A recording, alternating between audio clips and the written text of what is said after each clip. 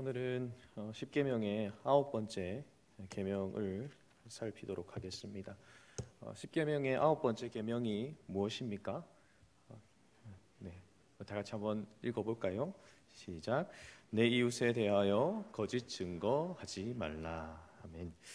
이 계명을 생각할 때에 먼저 생각하고 정리해야 될 부분이 있다 싶습니다. 그것은 하나님께서 지칭한 이웃이 누구인가라는 겁니다. 내 이웃이라고 말씀을 하셨는데 내 이웃은 누구일까요? 십계명이 주어질 때의 정황을 생각한다면 함께 믿는 하나님의 백성, 즉 지금으로 말한다면 성도일 것입니다. 먼저 작은 의미로서 이웃은 성도입니다. 십계명을 처음 들었던 대상이 바로 그 시내산 아래에 머물러 있었던 이스라엘 백성들이기 때문에 그렇습니다. 그렇다면 믿지 않는 이들에게는 거짓 증거를 해도 될까요? 그렇지 않습니다. 우리 구주께서 이웃에 대해서 새로운 정의를 내리셨는데요. 선한 사마리아인의 비유라고 하는 비유를 통해서 나의 이웃을 어떤 범위에 둘 것인가 그것에 관심을 갖기보다 네가 찾아가서 누군가의 이웃이 되어라 라고 말씀을 하셨습니다. 그래서 선을 베풀음을 통해서 이웃을 만들어 갈 것을 이야기를 하셨는데요. 그래서 넓은 의미에서 이웃은요, 모든 사람이 이웃입니다. 우리 주변에 있는 모든 사람이 우리의 이웃이다라는 것이죠. 그래서 112문의 맨 앞부분을 보시면 내가 어느 누구에게도 라고 시작을 하고 있습니다. 그래서 오늘 이 본문을 살피면서 이웃의 범위를 두 범위로 좀 생각하겠는데요. 먼저는 믿는 자, 교회 공동체 안에서 함께 한 형제 자매된 존재로서의 이웃과 또한 세상을 생각할 겁니다. 그런데 좀 더 포커스는 공동체 안에서 우리 믿는 자 안에서 어떻게 좀 이런 부분들을 살펴야 될지를 생각을 하고자 합니다. 그렇다면 거짓 증거는 무엇일까요? 이 거짓 증거는 법정적인 용어인데요. 법정에서 거짓 증언을 하지 말라라는 겁니다. 이웃에 대해서 송사를 할 때에 그 이웃이 법정에 서게 됩니다. 그럼 그 법정에 선 이웃을 향하여서 증언을 해야 되는데 그 증언에 있어서 거짓된 증언을 하지 말라. 그래서 그 거짓된 증언으로 인해서 타인이 억울하게 되는 일이 없도록 하라라는 겁니다. 하지만 이 계명을 이 정도로만 생각해서는 안 됩니다. 꼭 법정에서뿐만 아니라 삶의 자리 어디서든지 우리는 거짓말을 하지 않아야 하는 것을 오늘 본문은 가르치고 있습니다. 그래서 모든 거짓말 자체가 뭐라고요? 거짓 증거에 해당된다라는 겁니다. 주 안에서 사랑하는 성도 여러분, 여러분은 거짓말에 대해서 어떻게 생각을 하고 계십니까? 살인, 간음, 도둑질 이런 것들을 생각하면 좀 무겁게 생각하고 거짓말 이렇게 하면 조금은 가볍게 생각을 하고 계시진 않습니까? 보통 그러한 모습을 보게 되는 것 같습니다. 하지만 거짓 증언, 이 거짓말은요 작은 문제가 아닙니다. 재판에서뿐만 아니라 삶의 자리에서 거짓이라고 하는 것은 한 생명에 지대한 영향을 미칠 수가 있기 때문에 그렇습니다. 그래서 이 거짓에 대해서도 우리는 무겁게 생각하면서 다루어 낼 수 있어야 된다라는 것이죠. 우리가 지금까지 살펴보고 있는 십계명의 이웃 사랑과 관련된 계명은 이미 우리가 살펴본 것과 같이 단순한 도덕과 동일하게 생각해서는 안 되는 계명입니다. 생각해 보십시오. 세상에서도 부모를 공경해라고 하죠. 부모를 향하여서 함부로 행해라 이렇게 가르치지 않습니다. 세상도 부모를 공경해라 가르칩니다. 세상에서도 살인하지 말 것을, 간음하지 말 것을, 또 도둑질하지 말 것을 말합니다. 거짓말도 하면 나쁘다라고 말을 하고 있죠. 그래서 그것을 법적으로 제재하기도 합니다. 하지만 우리가 십계명과 이 세상의 도덕, 세상의 법을 비교해 봤을 때 똑같네 이렇게 생각해서는 안 된다라는 겁니다. 분명한 차이가 있습니다. 차별성이 있다라는 것입니다. 그렇다면 어떤 차별성을 가지고 있습니까? 바로 하나님께서 저와 여러분에게 요구하고 계시는 이 십계명의 이웃 사랑과 관련된 계명은 하나님의 성품에 뿌리를 두고 있다라는 겁니다.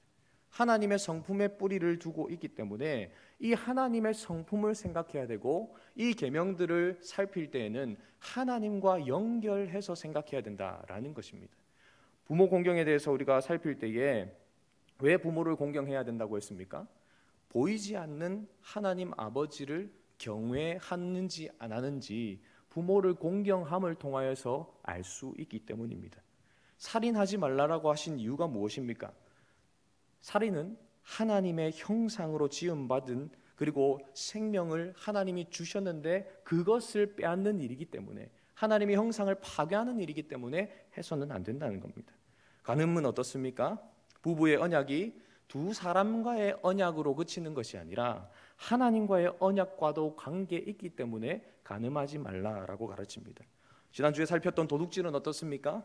모든 것이 하나님의 것이고 하나님께서 각 사람에게 선물로 맡기신 것인데 그것을 그 선물을 훔친다는 것은 누구의 것을 훔치는 겁니까? 하나님의 것을 훔치기 때문에 그것을 금하고 있다라는 겁니다. 오늘 배우는 구계명도 마찬가지입니다. 오늘 배우는 구계명은요 3계명과 굉장히 닮아 있습니다. 이 계명이 세상의 사람들이 거짓말하면 안 돼, 그 거짓말 나쁜 거야 라고 가르치는 것과 구계명이 가르치는 바는 완전히 다르다라는 것입니다. 3계명이요 뭐였습니까? 여호와의 이름을 망령되게 부르지 마라, 함부로 하지 마라 라는 것이었죠. 이 교리문답 해설을 할 때에 저주나 거짓맹세, 불필요한 서약으로 하나님의 이름을 욕되게 하거나 잘못 사용하지 않는 것이라고 했고요, 적극적으로는 하나님의 거룩한 이름을 두려워하고 존경하는 마음으로 사용하며 우리의 말과 행실에서 그분이 영광을 얻도록 하는 것이 하나님의 이름을 망령되게 일컫지 않는 것이라고 했습니다. 간단하게 말한다면 3계명은 말로 하나님의 명예를 가리지 않는 것과 관련된 계명이었습니다. 오늘 살피는 112문의 답을 보시면 말로 누구의 명예를 가리지 않는 것일까요? 이웃입니다. 3계명은 말로 하나님의 명예를 가리지 않는 것이었다면 9계명은 말로 이웃의 명예를 가리지 않는 것이다 라는 겁니다. 그래서 9계명은 3계명을 누구에게 적용하는 겁니까? 이웃에게 적용하는 겁니다. 3계명을 하나님에게 적용한다면 3계명이겠지만 이 3계명을 이웃에게 적용해서 어떻게 하면 나의 이웃의 명예를 잘 살려줄까, 보호하고 더욱더 드러나게 할까를 생각하는 계명이 9계명이라는 것입니다. 그렇기 때문에 단순하게 9계명을 거짓 증거, 거짓말하면 안 되는 문제로만 생각해서는 안 됩니다. 그리고 이웃의 모든 명예를 지키는 것은 그를 하나님의 형상으로 만들고 짓고 그렇게 살아가도록 하신 하나님의 명예를 지키는 것과 연결시켜서 생각해야 되는 문제라는 겁니다. 그래서 우리가 이웃의 명예를 지키는 것은 하나님의 명예를 지키는 겁니다. 즉 9계명을 어기고 있다면 무엇도 어기는 거라고요? 3계명도 어기는 겁니다. 나는 3계명 잘 지키고 있어 라고 하면서 거짓 증거를 하고 있고 타인의 명예를 실추시키는 일을 하고 있다면 그것은 잘못된 생각이라는 것입니다. 우리는 하나님의 명예를 드높여야 하는 자들입니다. 그래서 하나님은 자신의 형상으로 만든 저와 여러분 그리고 이웃에 관련해서도 그들에게도 동일하게 그렇게 명예를 중요시하며 그들의 명예를 높여줘라라고 말씀하고 계시는 겁니다. 참으로 하나님 앞에서의 문제가 이 거짓 증언의 문제라는 것입니다. 그래서 저와 여러분은 이 9번째 계명을 보실 때마다 내 이웃의 명예를 드높이는 것은 나를 위해서나 저 이웃을 위해서가 아니고 누구를 위해서요? 하나님을 위해서. 하나님의 이름을 높이고 명예를 드높이기 위해서, 즉 3계명을 지키기 위해서 9계명을 지킨다라고 생각하셔야 된다라는 것입니다. 이런 선 이해를 가지고 오늘 112문을 좀 살펴보도록 하겠습니다. 112문의 질문과 답을 함께 읽어보도록 하겠습니다. 좀 길지만요 함께 읽습니다. 시작. 제9계명은 무엇입니까? 내가 어느 누구에게도 거짓 증언을 하지 않고 다른 사람의 말을 왜곡하지 않고 뒤에서 헐뜯거나 중상하지 않으며 어떤 사람의 말을 들어보지 않고 성급히 정죄하지 않으며 다른 사람이 성급히 정죄하는 데에도 참여하지 않기를 원하십니다. 본질적으로 마귀의 일인 모든 거짓과 속이는 일을 피해야 합니다. 법정에서나 기타 다른 경우에도 나는 진리를 사랑하고 정직하게 진실을 말하고 고백해야 하며 할 수 있는 대로 보호하고 높여야 합니다. 이 112문에서 가르치고 있는 구계명에서 하나님이 원하시는 바가 무엇이냐라고 했을 때 길게 서술을 했지 않습니까? 이 긴 서술을 세 가지로 세 부분으로 나눌 수가 있는데요. 첫 번째 부분은 참여하지 않아야 할 것에 대한 말입니다. 무엇에 참여하지 말아야 된다고 얘기합니까? 거짓 증언, 왜곡하는 것에 참여하지 않아야 된다라고 말하고 있고요. 뒤에서 헐뜯거나 중상하는 것 하지 않아야 된다고 말합니다. 중상하는 게 뭡니까? 근거 없는 말로 남을 헐뜯어서 명예나 지위를 손상시키는 일입니다. 그것이 중상인데요. 그거 하지 말라라고 말합니다. 다른 사람의 말을 들어보지도 않고 성급하게 판단하거나 정죄하거나 또는 정죄하는 데 참여해서 그렇지 맞지 이렇게 동조하는 일도 하지 말라라고 말을 하고 있습니다. 그러면 이 참여하지 않아야 될 것도 목록이 많지 않습니까? 이 목록이 많은 것을 좀 두 부분으로 또 나눈다면요. 첫 번째는 이렇게 말하고 싶습니다. 뒷담화하지 말아야 된다라는 겁니다. 두 번째는 성급한 판단과 정죄를 하지 말아야 된다라는 겁니다. 먼저 뒷담화에 대한 생각을 좀 해보겠습니다. 왜 거짓 증거와 관련해서 하나님은 뒷담화를 하지 말아라 라고 말씀하고 있을까요? 거짓 증거를 하고 왜곡하고 뒤에서 헐뜯거나 중상하는 것은요, 결국 그 대상을 상하게 하는 일이기 때문에 그렇습니다. 우리나라 속담 중에 반말은 누가 듣습니까? 쥐가 듣고 낱말은 새가 듣는다라고 하지요. 내가 한 말, 그 말이 그 대상의 귀에 안 들어가면 괜찮은데 어떻다는 겁니까? 아무리 비밀이다, 절대 말하면 안 된다 이렇게 해도 어떻습니까? 돌고 돌아서 그 대상의 귀에 들어가게 됩니다. 그럼 어떻게 됩니까? 그 말을 들은 사람이요, 마음이 상하겠죠. 마음이 상하는 것으로만 끝나면 괜찮은데 관계가 틀어지고 깨어진다라는 겁니다.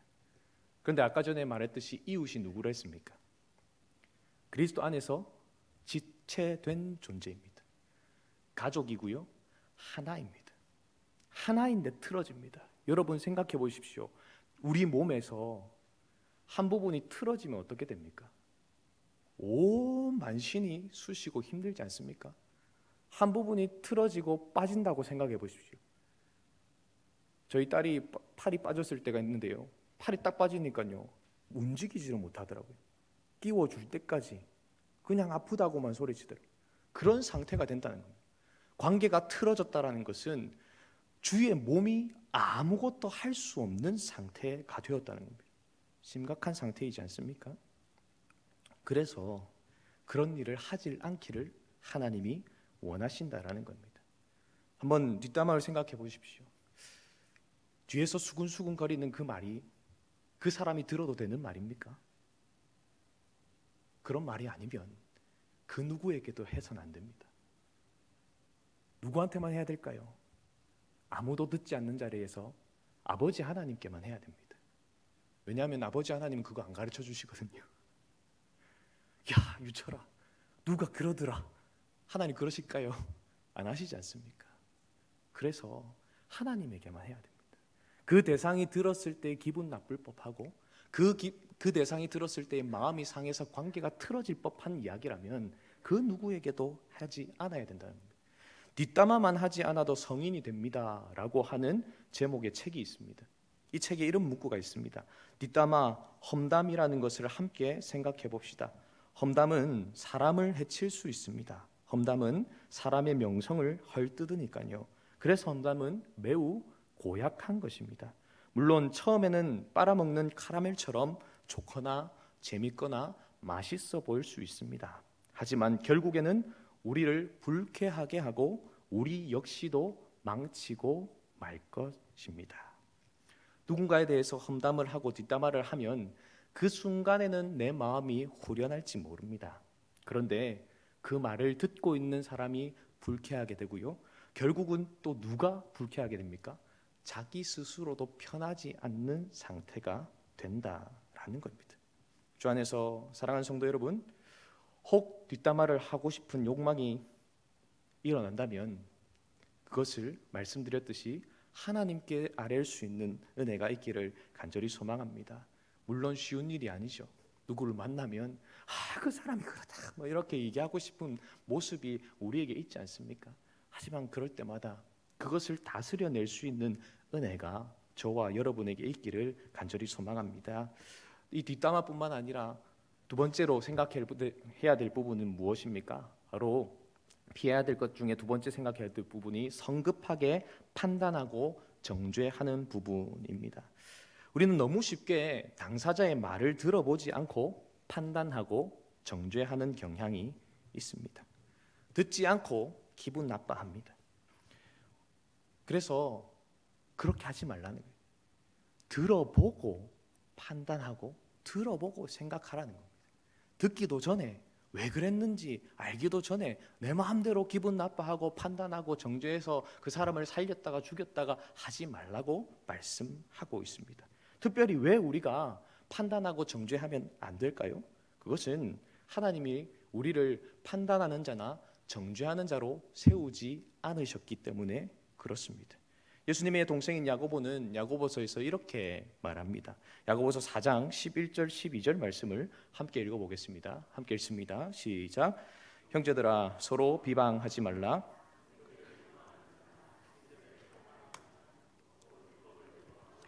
율법을 판단하는 것이라. 내가 만일 율법을 판단하면 율법의 준행자가 아니요 재판관이로다.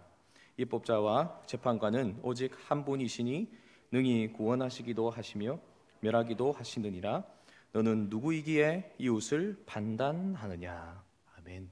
이 말씀에서 오직 판단하실 수 있는 분 누구라고 합니까? 하나님밖에 없다라고 말씀합니다. 그런데 사랑하는 성도 여러분, 그 하나님이 저와 여러분을 판단하십니까? 저와 여러분을 판단하셔서 우리의 행동 하나하나를 보시면서 너 그거 잘못했으니까 아웃, 구원 없어. 그거 잘했네. 내 딸, 내 아들. 하나님 그러십니까? 그러시는 분이 아니시지 않습니까? 놀라운 은혜를 받았습니다. 우리를 오직 판단하실 수 있는 분이 하나님인데 그분은 저와 여러분을 결단코 판단하지 않으셨습니다. 그분이 우리를 판단하셨다고 한번 생각해 보십시오. 이 자리에 앉아 계실 수 있는 분이 계실까요? 먼저 확실한 것은 제가 이 단에 서 있을 수 없을 거라는 겁니다. 하나님이 판단하셔서 저를 옳고 그름으로 그 잣대로 말씀이라는 잣대로 하고 있느냐 하지 못하고 있느냐로 판단하신다면 제가 이 자리에 있을 수 없을 것입니다. 감히 어떻게 하나님의 말씀을 선포하는 자로 서 있을 수 있느냐 말입니다. 그런데 사랑하는 성도 여러분, 그분은 우리를 판단하실 수 있는 유일한 분이시지만 판단하지 않고 사랑하셨습니다. 용서하시고 우리를 품으셨다라는 겁니다. 그렇게 사랑하시고 그렇게 품으시기 위해서 우리 구주께서 십자가에 못 박혀 돌아가셨습니다. 사랑하는 여러분, 그렇게 우리는 이 사랑을 받고 이 용서를 받고 이 은혜를 입은 자로서 그 십자가의 사랑을 기억하며 동일하게 그 사랑과 그 은혜를 흘려보낼 수 있기를 간절히 소망합니다. 그래서 판단하고 정죄하는 말이 아니라 사랑하고 용서하고 배려하고 은혜를 베푸는 말이 우리의 입술에 가득해야 한다라는 것이죠. 두 번째로 오늘 요리문답에서 말하고 있는 부분이 뭡니까? 그것은 피해야 할 것에 대한 부분을 말씀하고 있습니다. 무엇을 피해라고 말합니까? 본질적으로 마귀의 일인 모든 거짓과 속임수를 피해라라고 말씀하고 있습니다. 그것을 피함으로써 하나님의 진노에서 벗어나야 된다라는 것이죠. 모든 거짓과 속임수는 마귀의 일이라고 정의를 내리고 있습니다. 그러면 마귀의 일이 지칭하는 핵심은 무엇일까요? 그것은 하나님을 대적하고 하나님을 향하여서 반역을 일삼는 일인데요. 본질적으로 그 일은 하나님께서 싫어하시는 일이라는 겁니다. 즉 마귀의 일이라는 것은 하나님이 싫어하시는 일을 총칭하는 것입니다. 그래서 오늘 요리문답을 그에 맞춰서 좀 풀어서 쓴다면 오히려 하나님의 무서운 진노를 당하지 않기 위해 본질적으로 하나님께서 싫어하시는 모든 거짓과 속이는 일을 피해야 한다라고 쓸 수가 있을 것입니다. 앞에서도 언급했듯이 모든 거짓과 속이는 것은 그 거짓을 통해서 또 뒷담화를 하고 다른 일들을 하는 것을 통해서 결국 사람과의 관계가 깨어지고 사람을 망친다고 했지 않습니까? 이렇게 사람을 망치고 관계를 깨뜨리는 일은 마귀가 하는 본질적인 행동입니다. 마귀라고 하는, 사탄이라고 하는 그 단어의 뜻은요, 사이를 가르는 자라는 뜻을 가지고 있습니다. 갈라놓는 자라는 의미입니다. 무엇을 갈라놓습니까? 하나님과 우리의 사이를 갈라놓습니다. 그리고 사람과 사람 사이를 갈라놓습니다. 그리고 우리가 바르게 경작하고 돌보아야 하는 자연과 우리 사이를 갈라놓습니다. 원죄를 저질렀을 때 그런 모습이 바로 등장했지 않습니까? 하나님을 반역하는 그 일을 했을 때에 어떻게 됩니까? 늘 하나님과 함께하며 즐겁게 그 동산을 거닐었던 아담과 하와가 하나님을 피해서 숨었습니다. 하나님과의 관계가 깨어진 거죠. 그리고 저 사람은 나다라고 표현을 했던 아담이 하와를 향해서 뭐라고 얘기합니까? 저 여자라고 표현합니다. 구별된 존재로 만들어버린 겁니다. 나였는데, 나와 하나인 존재였는데 저 여자라고 하며 관계가 깨어집니다. 세상, 땅은 어떻습니까? 아담이 땀 흘려서 수고할 때에 30배, 60배, 100배의 열매를 맺는 땅이었는데 어떻게 됩니까? 가시와 엉겅퀴를 내서 땀을 수고하여 흘려도 열매가 제대로 안 맺히는 곳이 되어버립니다. 관계가 깨어진 거죠. 사탄이 하는 일이 그것이었다라는 겁니다. 그것이 그가 행하는 본질입니다. 그래서 철저하게 마귀에게 속한 일을 하나님은 싫어하시고 우리가 그 일을 하지 않기를 원하신다라는 것이죠. 요한복음 8장 44절 말씀을 보시면 이렇게 말씀하고 있습니다. 마귀의 본질에 대해서 말씀하는데 너희는 너희 아비 마귀에게서 났으니 너희 아비의 욕심대로 너희도 행하고자 하느니라. 그는 처음부터 살인한 자요 진리가 그 속에 없으므로 진리에 서지 못하고 거짓을 말할 때마다 제 것으로 말하나니 이는 그가 거짓말쟁이요 거짓의 아비가 되었음이라. 아멘. 마귀의 정체에 대해서 예수님이 설명하시면서 처음부터 살인한 자요 진리가 그 속에 거하지 않기 때문에 진리에 서지 못하는 자요 거짓말쟁이요 거짓의 아비다라고 표현을 하고 있습니다. 그래서 마귀가 가진 그 모습을 우리는 피해야 한다라는 겁니다. 관계를 망치고 관계를 깨뜨리고 사이를 갈라놓는 그 하나님이 싫어하시는 행동들을 피하고 하나님께서 기뻐하시는 일들을 우리가 해야 한다라는 겁니다. 주 안에서 사랑하는 성도 여러분, 우리는 원래 본질상 진노의 자녀였습니다. 그 마귀에게 속한 자였다는 겁니다. 그런데 우리 구주를 통해서 구원받음으로 이제는 그리스도 안에 있는 자, 그리스도에게 속한 자가 되었습니다. 오직 그분의 은혜로 그리스도 안에 거하는 자가 되었다라는 겁니다. 이미 저와 여러분은 그 속임과 거짓으로부터 벗어난 존재가 되었습니다. 그리스도로 이미 옷 입은 존재라는 겁니다. 그런데 우리의 모습을 살펴보면 어떻습니까? 여전히 속임과 거짓이 익숙하지 않습니까? 그 옛 모습이 너무나도 자연스럽게 나올 때가 있지 않습니까? 그러면 이걸 어떻게 해결해야 될까요? 이걸 피하고 싶은데 어떻게 피할 수 있느냐 말입니다.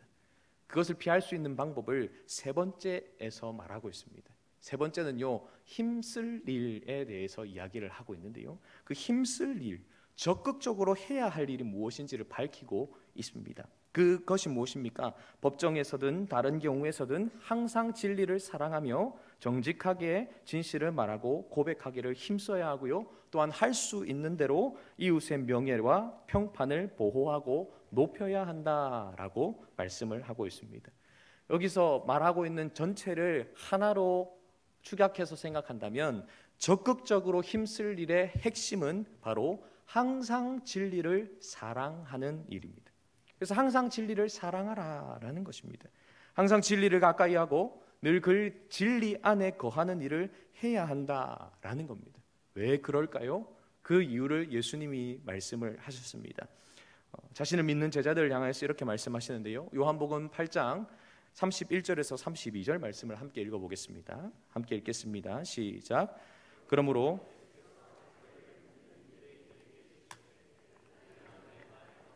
참으로 내 제자가 되고 진리를 알지니 진리가 너희를 자유롭게 하리라. 아멘. 예수님의 말씀에 거하면 참으로 예수님의 제자가 되고요, 진리를 알게 된다라고 말씀합니다. 이 진리를 알게 된다는 것이 무엇입니까? 경험적으로 진리를 깨닫게 된다는 것인데, 그렇다면 진리는 뭡니까? 바로 우리 구주가 진리이십니다. 내가 곧 길이요 진리요 생명이라고 말씀하셨지 않습니까? 태초에 계신 말씀, 그 진리가 바로 성자 예수님이십니다. 그 진리가 그 사람을 자유롭게 한다라는 것입니다. 진리이신 예수 그리스도와의 지속적인 인격적인 관계가 참된 자유를 누릴 수 있도록 한다라고 말씀하고 있는 겁니다. 하이델베르그 요리문답을 강의하신 김원수 목사님께서 이 진리에 대해서 이렇게 이야기를 하고 있더라고요. 진리로 자유롭게 된 사람은 자기의 부족과 잘못을 그대로 인정합니다. 거기에 덧붙이거나 빼려고 하지 않습니다. 그는 헛된 명성을 추구하지도 않습니다. 하나님께서 자기를 받으신 그대로 자기를 인정하고 나아가기에 다른 사람 앞에서도 자기를 더 포장해서 잘 내세우려고 하지 않고 억지로 숨기려고도 하지 않습니다. 그러면서도 온유하고 지혜롭게 살아갑니다. 이것이 참된 자유를 누리는 사람의 모습입니다. 진짜 진리로 자유롭게 된 사람에 대한 정의를 잘 내렸다라고 생각이 들었습니다. 자기의 부족과 잘못을 그대로 인정한다는 거예요. 왜 그렇습니까? 그것이 더 이상 부끄럽지 않다는 거예요. 주님이 다 받아들이셨기에, 주님이 받으신 모습인데 무엇이 부끄럽다는 겁니까? 그러니 사람 앞에 섰을 때도 그것을 가리우려고 애쓰지도 않고 그것이 내가 아닌 양 더 뭔가 포장하려고도 하지 않는다라는 겁니다. 그저 그 있는 모습 그대로 사람에게 나아가고 그 모습대로 함께 공존한다라는 거죠. 주 안에서 사랑하는 성도 여러분, 우리 안에 이 진리이신 예수 그리스도께서 가득해지는 모습이 있기를 간절히 소망합니다. 진리이신 예수로, 진리의 영이신 성령으로 충만함을 통해서 참된 자유를 경험한다면 굳이 우리가 거짓, 속이는 일 할 필요가 없어집니다. 하나님의 형상인 자신의 가치가 고귀하다는 것을 깨달았다면 하나님의 형상인 타인의 가치도 고귀하다는 것을 알기에, 보배롭다는 것을 알기에 그 사람의 명예를 실추시키는 일은 안 한다는 거예요. 할 필요가 없습니다. 왜 그 사람을 끄집어내릴 필요가 있겠습니까? 그 사람도 고귀하고 나도 고귀한데요. 왜 그 사람을 끄집어내려고 할까요? 다른 이유가 아니죠. 그 사람이 나보다 높이 있다 생각하니까 끄집어내려고 하는 거예요. 그거 할 필요 없다라는 거예요. 그 사람을 하나님이 그렇게 세우셨으면 하나님이 그렇게 세우신 이유가 있고, 내가 이 자리에 있다면 나를 이 자리에 있게 하신 이유가 있다라는 거예요. 하나님 편에서 생각하고 하나님 편에서 판단하고, 그래서 그것을 받아들이고 그것에서 자유하라고 말씀하고 있습니다. 너도 나도 모두 주 안에서 한 지체이기 때문에 적극적으로 진리 가운데서 참을 말하는 것입니다. 그래서 설교에 앞서서 성경 봉독을 할 때 읽었던 에베소서 4장 25절에서 이렇게 말씀하고 있지 않습니까? 함께 읽어보겠습니다. 시작. 그런즉 거짓을 버리고 각각 그 이웃과 더불어 참된 것을 말하라. 이는 우리가 서로 지체가 됨이니라. 아멘. 사랑하는 성도 여러분, 그리스도의 은혜로 우리는 구원을 받았습니다. 이미 거짓의 아비에게서 해방되었고요, 한 몸에 속하였고 새로운 가족 공동체에 속하게 되었습니다. 우리가 표로 하고 있는 것처럼 온전히 연결되어서 함께 걷는 공동체가 이미 되도록 하셨다라는 겁니다. 가족이며 지체이기에 서로를 세워주고 살리고 건강하게 만드는 일을 해야 한다는 겁니다. 그렇지 않고 거짓, 뒷담화, 비방, 정죄가 가득하다면 결국 뭐 하는 일입니까? 누워서 침 뱉는 일입니다. 자기 스스로를 깎아내리고 자기 스스로를 깨뜨리는 일을 하는 것이죠. 그래서 사랑하는 성도 여러분, 적극적으로 더욱더 진리 안에 거하기 위해서 애쓰는 저와 여러분 되기를 간절히 소망합니다. 진리이신 예수 그리스도 안에 거하고 그분이 내 안에 또한 거함을 통해서 내 안에 살아있는 그 생명의 열매들이 맺히기를 늘 소망하는 것입니다. 진리 안에 거할 때에 진리 안에 진리이신 예수 그리스도께서 저와 여러분을 참 자유 가운데로 이끌어 주실 것입니다. 나 자신을 있는 모습 그대로 사랑하시고 타인을 그리스도께서 받아들이신 대로 사랑하는 모습 되도록 그렇게 우리를 자유롭게 하실 겁니다.